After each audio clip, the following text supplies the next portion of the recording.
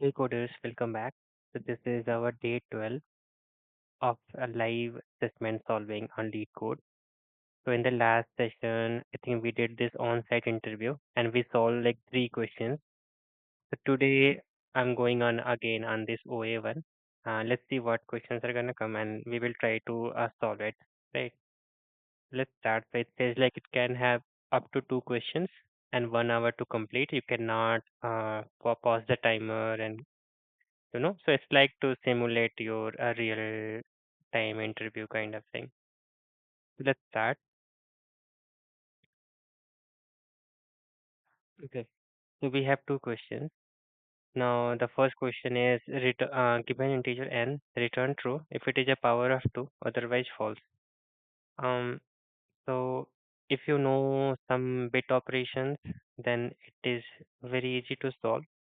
Even you can solve it like very trivially. You can just take the number and keep dividing it by 2 and 2 and 2 and then write whether the last number is coming as like you can take a 2 and take a power, right? So 2 to the power 0 and then 2 to the power 1, 2 to the power 2, 2 to the power 3 and then keep checking, right? Whether it is coming 16 or not or maybe 3 or not. And that is the one idea. But there is a one more cleaner way. So whenever you write a number that is power of 2, that has only one set bit. For example, if I try something like this, or maybe 000 and 1 and maybe 000, so any number which is has so the number which are power of 2 na has only one set bit in it. So you can try with any number, right? Because we start with something like this, na. Do like 2 to the power 0 plus the number 2 to the power 1 plus the number, right? Dot dot dot dot. So yeah, so you just need to remember one thing. So if in any number the number of set bits are 1, then you can directly return it is true, right? Now there are multiple way to do it.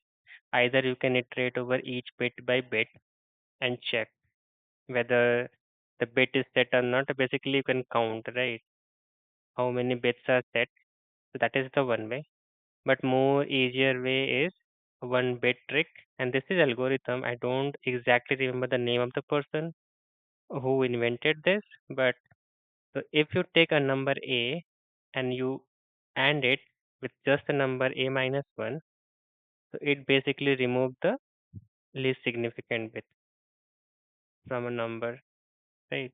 So for example, here for this number, it is like 1, 2, 4, 1, 2, 4, 8, 16. This is 16. If you do 16 ampersand 15, it will be 0. That is a property you can think of, right? Equals to 0 for like for any number that is power of 2, right? So you can remember this thing. So we can simply do something like this: return um, n and n minus 1 equals to 0. So if this is the case, the number is power of 2. So let's try running it.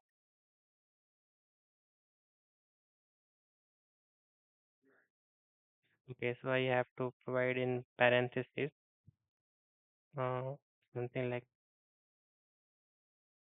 and then it's fuck.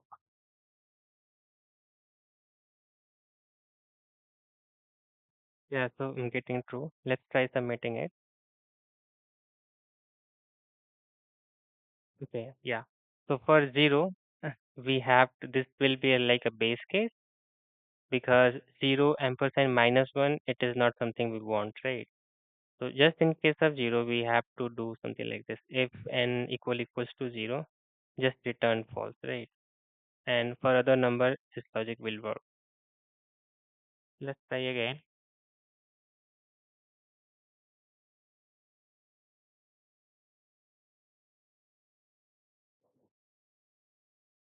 Okay. Now you see the issue here because my number here is like 2 to the power 31 minus. It's like integer min value, right? And when I'm doing integer min value minus 1, it is causing it to like maybe overflow or something, right? So what we can do, we can create this number in a long maybe. So long n equals to long n, and then we can try.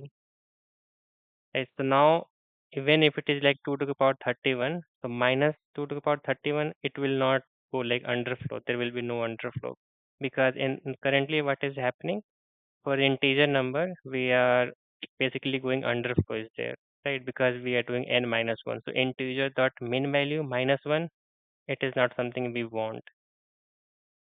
So yeah, let's try again.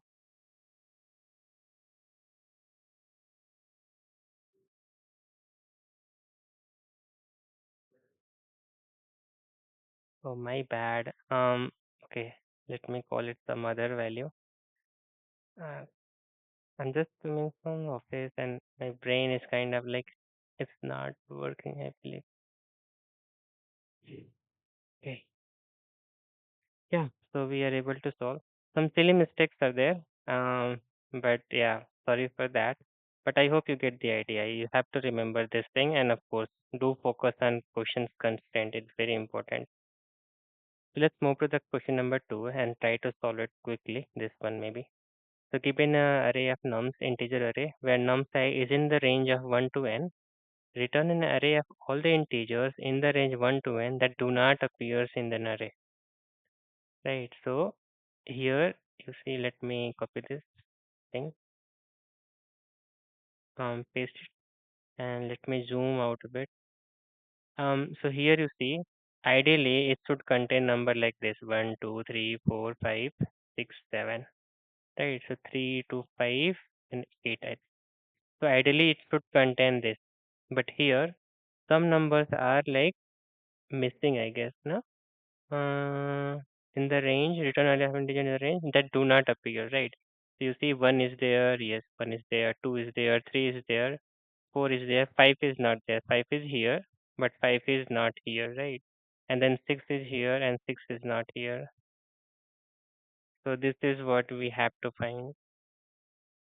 Now, numbers can be in the range of 10 to the power 5. Okay, let me zoom out a bit, right?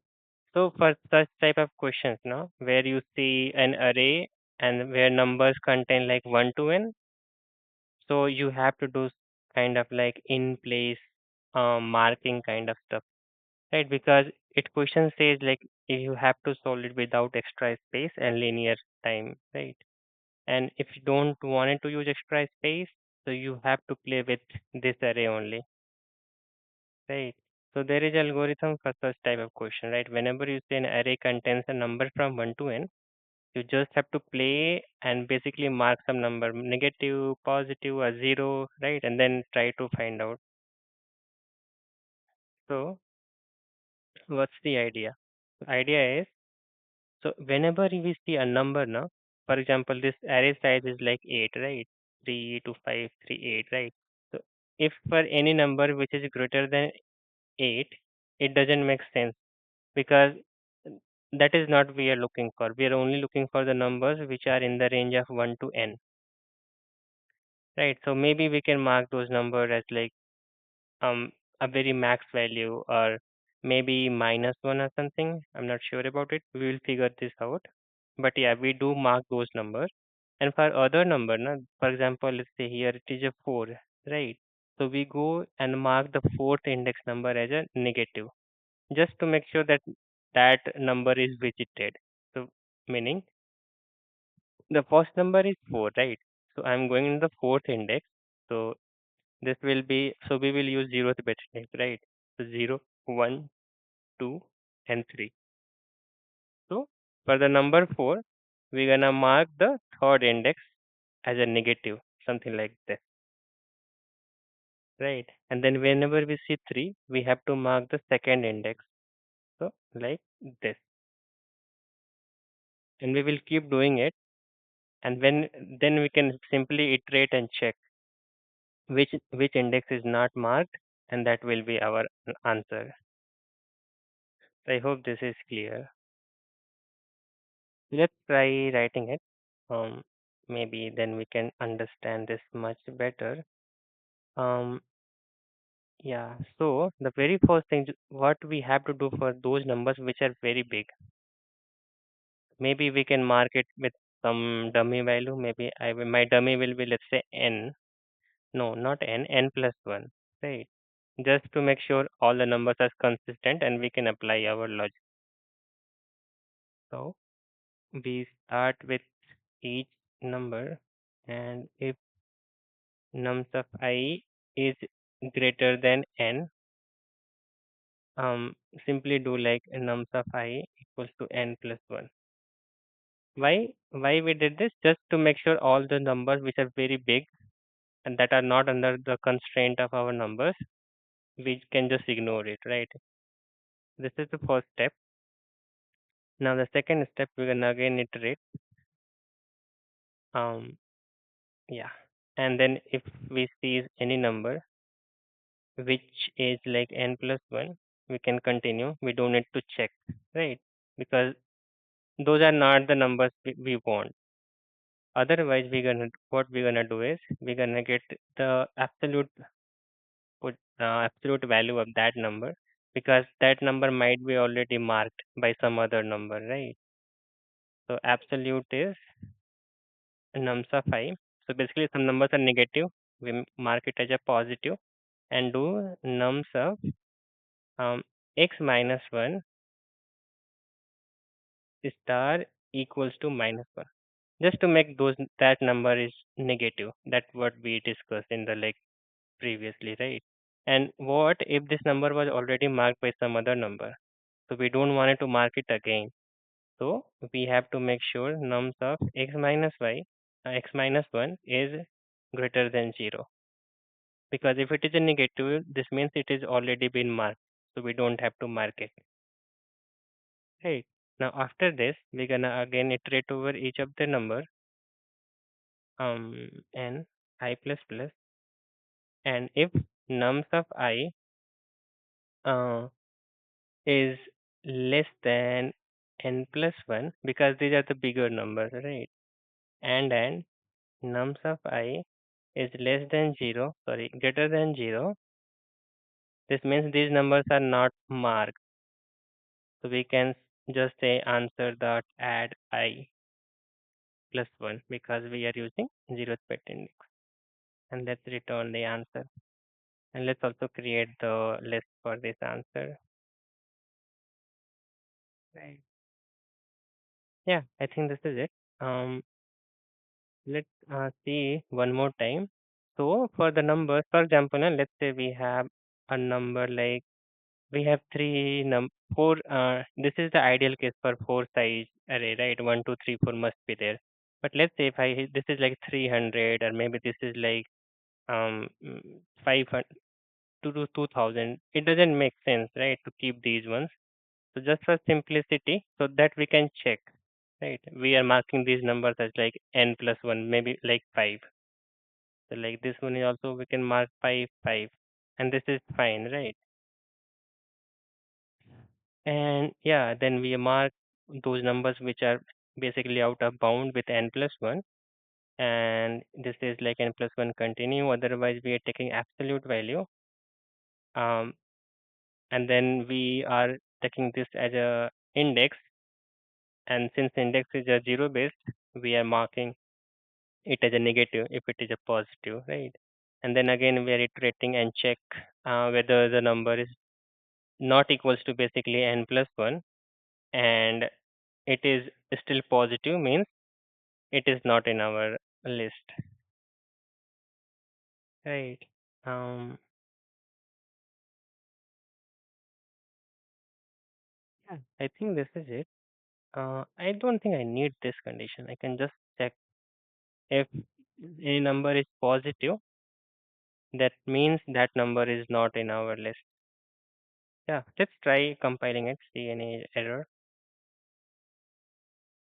No, so we are getting 5, 6.